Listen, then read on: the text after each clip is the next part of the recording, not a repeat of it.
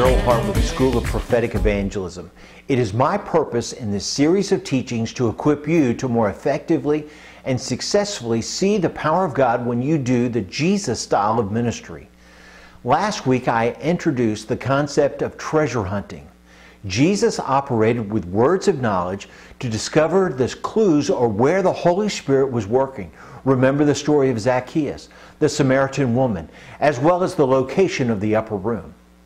Then there was the relatively anonymous disciple in the city of Damascus who was given a word of knowledge assignment to find a treasure, and the treasure was a man named Saul of Tarsus who would later be called the Apostle Paul. So let's talk about treasure hunting.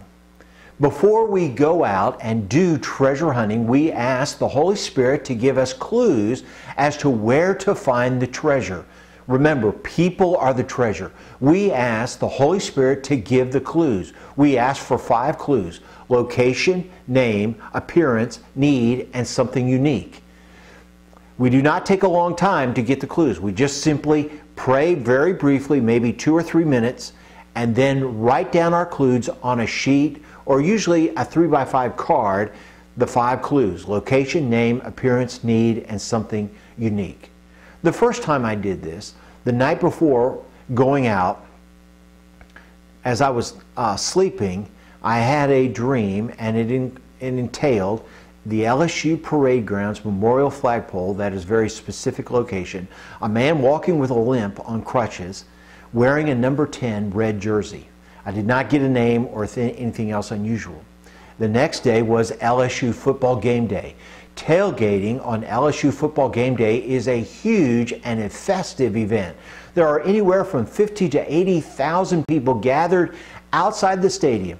There are barbecue grills going, drinks, loud music, tossing the football. It is a large festive event. I was training a group of young married couples in doing words of knowledge, and so I gave my clues. They also had a time of prayer and had clues that we shared together, wrote those down on our 3x5 note cards before going out.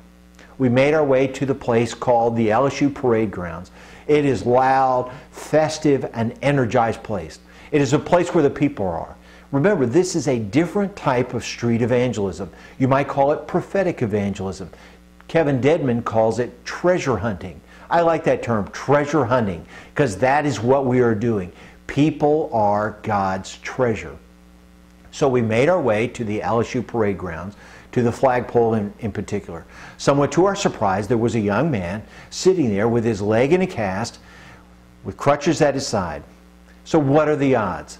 Now, he was not wearing a number 10 red jersey, but he was wearing an orange jersey. So I approached the young, college-age young man and told him that I wanted to pray for him, that I saw him the night before in a dream, and I asked if I might pray for him. The young man eagerly agreed, and his friends were somewhat perplexed and dumbfounded by the encounter. What was going on? But I asked what had happened to the man, and he related that he tore up his knee while playing soccer.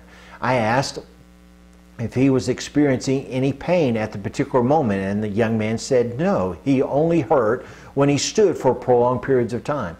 So I prayed. Now, you asked me the question, was the man instantly healed? I don't know. His leg was in a cast, and he told me that he was not experiencing pain at the moment that I prayed for him.